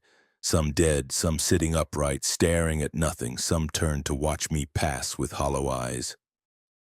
At mile 14, the ramp finally straightened out, stopped curving. Just a straight descent now into absolute darkness, and I saw the light at the bottom. Not daylight, not artificial light, something else. A glow that was all the wrong colors, purples and greens that hurt to look at, that made my eyes water and my head ache. The light was coming from a building, a truck stop. Same truck stop I'd been aiming for, same layout, same signs, same fuel pumps. But wrong, all wrong. The building was too tall. The roof extended up into darkness beyond what I could see. The fuel pumps were moving, writhing like living things, and the parking lot, Jesus Christ, the parking lot. Thousands of trucks, tens of thousands, all identical. All my truck. Parked in perfect rows that extended past the horizon. And standing next to each truck was a version of me. All of them. All me. Standing beside their rigs, staring at the new arrival. At me. Their faces blank. Their eyes reflecting that wrong-colored light. I hit the brakes. Didn't matter. The truck kept moving forward, pulling into the parking lot whether I wanted it to or not. My foot was on the brake pedal, standing on it, but we were still rolling. The truck found an empty spot. There was exactly one waiting for me, backed in perfectly despite my hands not being on the wheel. The engine shut off. I sat there, breathing hard, looking at all the versions of myself surrounding my truck. They hadn't moved, just standing, watching, waiting. My door opened. I didn't open it. It just swung open on its own. One of the me's stepped forward, gestured for me to get out. "No," I said. "No, I'm not getting out. I'm starting this truck and I'm driving back up that ramp and—" "You can't go back," the me said. His voice was my voice, but flatter, emotionless. "The ramp only goes down." "Then I'll stay in my truck. You'll get out eventually, they all do. Hunger, thirst, need to piss. Something will force you out. Better to come willingly." "What is this place?" The me smiled. Wrong smile, too wide. "This is exit 247, the real exit 247.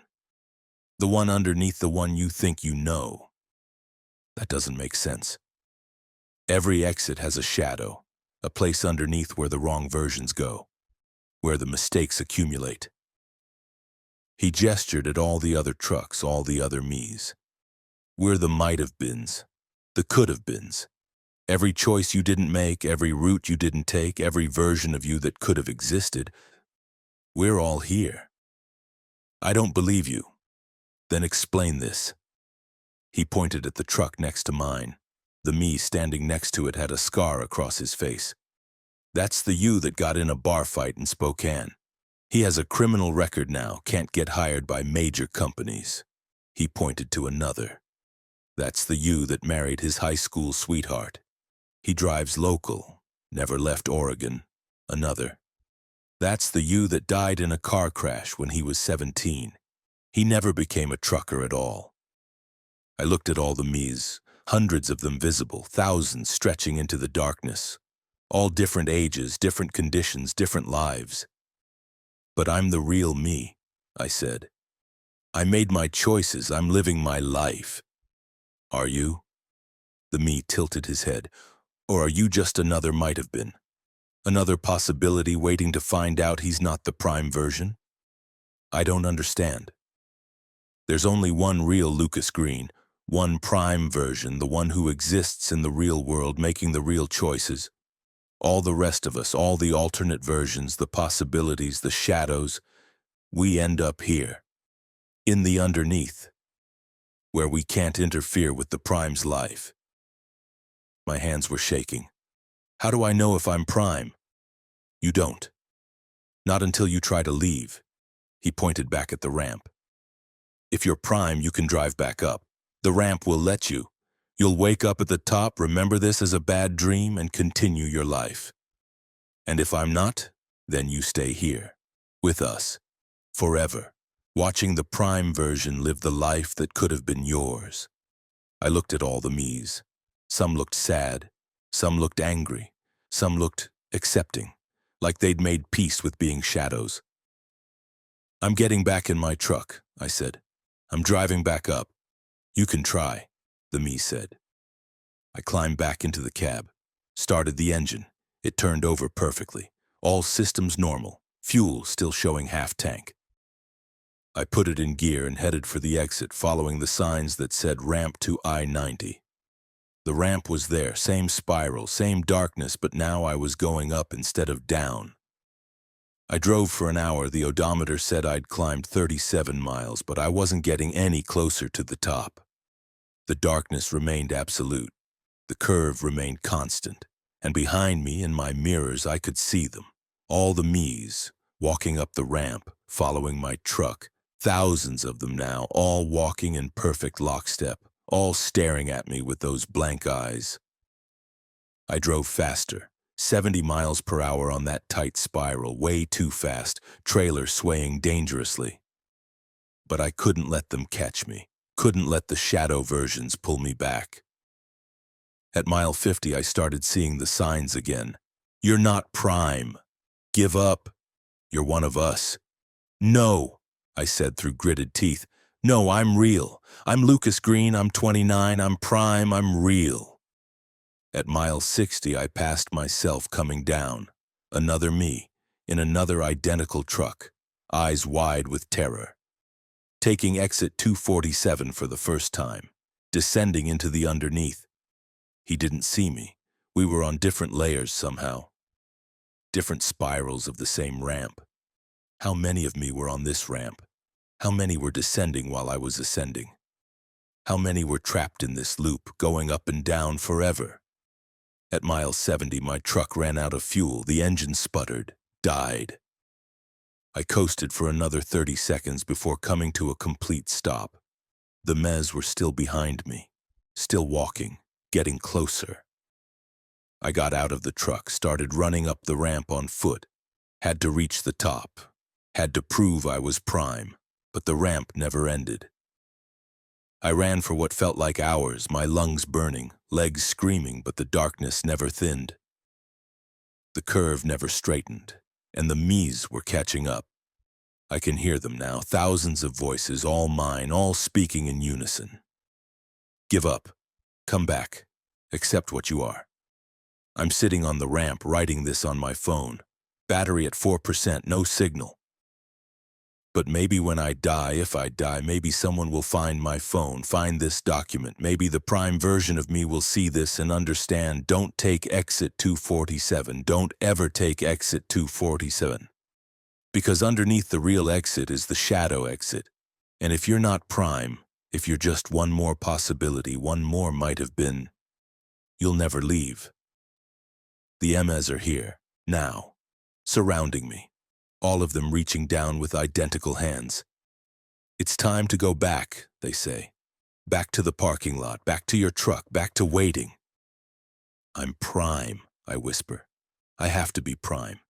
They smile, all of them, that wrong, too wide smile. That's what we all thought.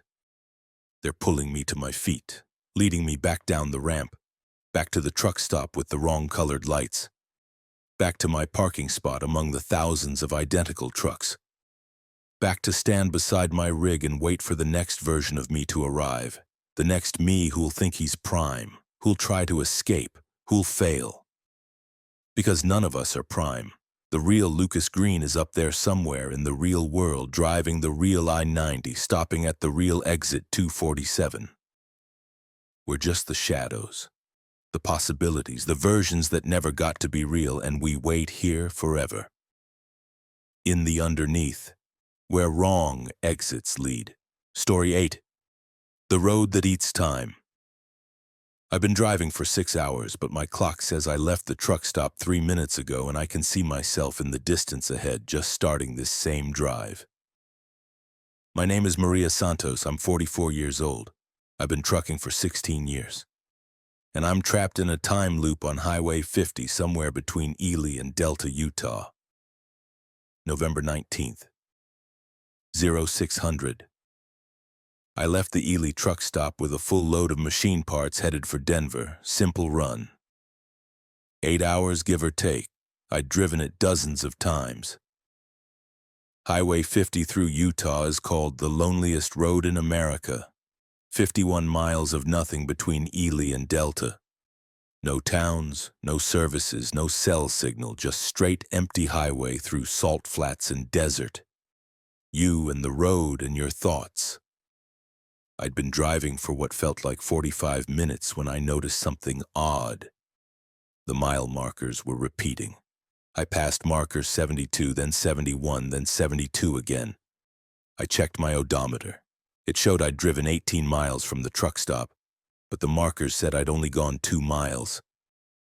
GPS error, I muttered, recalculated, but the GPS insisted I was right where the mile markers said I was. Then I saw the truck, ahead of me maybe half a mile, another big rig hauling a flatbed. He was doing about 70, same speed as me. I started gaining on him slowly. As I got closer, I noticed the load, machine parts, same exact load I was hauling, strapped down the same way, same configuration. And the truck, same make, same model, same company colors. I pulled up alongside the cab to get a look at the driver. She was me. Same face, same hair in a ponytail, same company jacket. She was even drinking coffee from the same travel mug I had in my cup holder. She didn't look at me, just stared straight ahead, driving. I sped up, pulled ahead of her, looked in my mirror. She was still back there, maintaining distance. What the fuck was happening? I drove for another hour. Felt like an hour, my body told me it was an hour. But when I checked my dashboard clock, only 4 minutes had passed since I left the truck stop. And the mile markers were still repeating. 72, 71, 72, over and over. That's when I realized I wasn't moving forward. I was driving, burning fuel, covering distance. But I wasn't making progress. The highway was looping, feeding itself back into itself. I grabbed my CB radio. Breaker 19, this is southbound Maria. Anybody copy? A voice responded immediately. My voice. This is southbound Maria, I copy. Who is this? This is Maria Santos. Who are you? I'm Maria Santos. That's impossible. I'm Maria Santos. I looked in my mirror.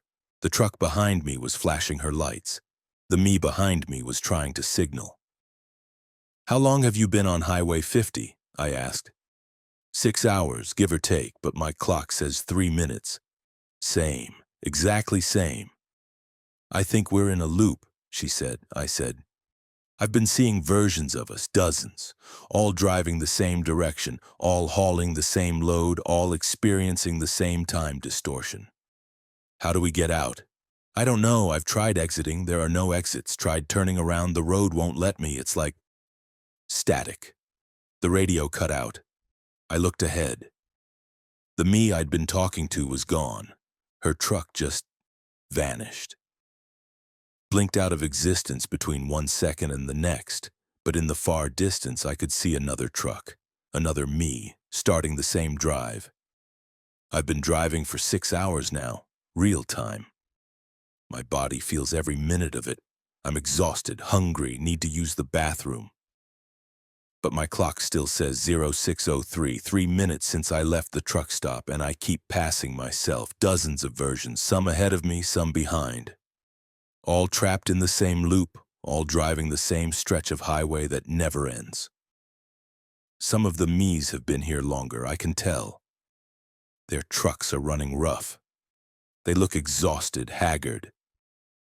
One of them, Jesus, she looked like she'd aged 10 years. Skin gray, eyes sunken. She was slumped over the wheel, barely conscious, but her truck was still driving. I tried to stop. Pulled onto the shoulder, set the brakes, shut off the engine. But the scenery kept moving, the mile markers kept passing. 72, 71, 72, I was stopped. Engine off, brakes engaged. But I was still traveling. The road was moving under me, carrying me forward whether I drove or not. I started the engine again. If I was going to be trapped here, at least I could control my position. That's when I saw it. Off to the left, out in the salt flats. A building, not a rest stop, not a gas station, just a building. Low concrete, brutalist architecture, no windows, no signs. Just a flat structure sitting alone in the desert. And trucks, hundreds of trucks, parked in neat rows around the building, all identical to mine. I steered toward it, tried to leave the highway, crossed the desert toward the building. The road wouldn't let me. My steering wheel locked, forcing me to stay on the highway. Stay in the loop, but I kept watching the building as I passed, and I saw them, the drivers, hundreds of women who looked exactly like me, all standing in formation outside the building, all staring at the highway. watching us drive past, watching the loop continue. And I realized those were the ones who'd given up, who'd stopped trying to escape, who'd somehow gotten out of their trucks and now just waited, watched, existed. Was that better than driving forever? Being static instead of moving? I don't know, but I'm not ready to give up yet. I've been experimenting, trying to find a way out. Here's what I've learned. The loop is exactly 51 miles. The time distortion means what feels like an hour is actually about 30 seconds of real time. I've driven approximately 300 miles, but only 18 real minutes have passed. At this rate, I'll run out of fuel in about 4 real hours. What will happen then? Will I join the women at the building? Will I just stop, frozen on the highway forever? I've tried communicating with other versions of myself. Most don't respond. Some do briefly before vanishing. One of them told me she'd been here for 6 months. Real time, years in loop time. She'd tried everything. Nothing worked. Another one said the highway is alive, said it feeds on time, on motion, on the kinetic energy of vehicles. Said we're all just fuel for something vast and hungry. I don't know if I believe that. But I don't have a better explanation. My fuel gauge is dropping. I'm down to a quarter tank. Maybe 3 hours left, and I can see myself ahead, a future version. Her truck is sputtering, running on fumes. She's drifting, barely keeping it in the lane. Is that my future? Running out of fuel, coasting to a stop, becoming one of the static women watching the highway? Or is there another option? I've started noticing something. The mile marker 72, when it appears, there's a fractional instant where the number flickers. Shows a different number, 47. Just for a frame, just for a blink, but it's there. 47, that's miles behind me. Miles before the loop. What if the loop isn't perfect? What if there's a seam? A moment where the road connects back to itself? And in that instant, you could slip through. I'm going to try. When marker 72 flickers to 47, I'm going to floor it. See if I can push through the seam, break out of the loop. It's probably stupid, probably won't work. But what else can I do? Here it comes. Marker 72. Flickering. Showing 47. I'm flooring it. 90 miles per hour, 95.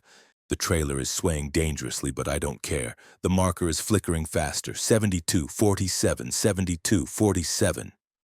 I'm hitting it at 98 miles per hour. Everything went white.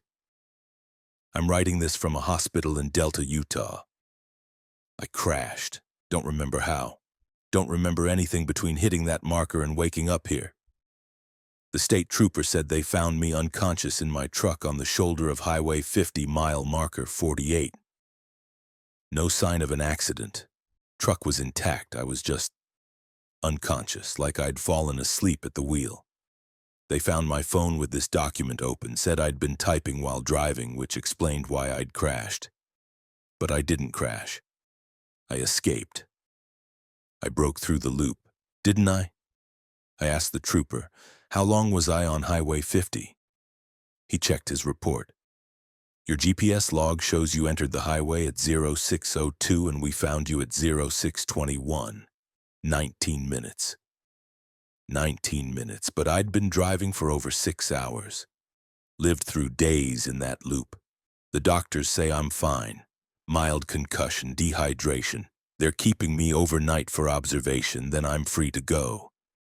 But here's what scares me. When I close my eyes, I can still see it. The loop, the highway, the endless mile markers, the versions of myself driving forever. And I can still feel it. The road moving under me, the time slipping sideways, the loop pulling me back. The doctor just came in, said my company sent a replacement driver to take my truck and complete the delivery. I asked who. He said Maria Santos. That's my name, I said. She showed all the right credentials. Said you were her twin sister. I don't have a twin sister. I just looked out my hospital window. Down in the parking lot, I can see her, can see myself, loading into my truck, Getting ready to drive to Denver, getting ready to take Highway 50. She's me. A version of me that made it out of the loop differently. Or maybe never entered it. Or maybe is about to enter it for the first time. I want to run down there, warn her. Tell her to take I-80 instead. Avoid Highway 50, avoid the loop. But something tells me it won't matter. The loop exists outside time, outside choice. If you're meant to enter it, you enter it. If you escape, another version takes your place. An infinite loop of Maria Santoses, all driving that lonely highway, all trapped in time distortion, all trying to escape while new versions constantly enter. And I'm supposed to be free now, supposed to have escaped. But I can still feel it, the pull, the highway calling me back. They're discharging me tomorrow, giving me my truck back, telling me I can resume my route. But I don't think I can drive anymore, don't think I can get behind the wheel without feeling that time slip, without seeing those mile markers repeat, without becoming trapped again. Or maybe I'm still trapped. Maybe I never escaped. Maybe this hospital, this doctor, this moment, maybe it's all part of the loop.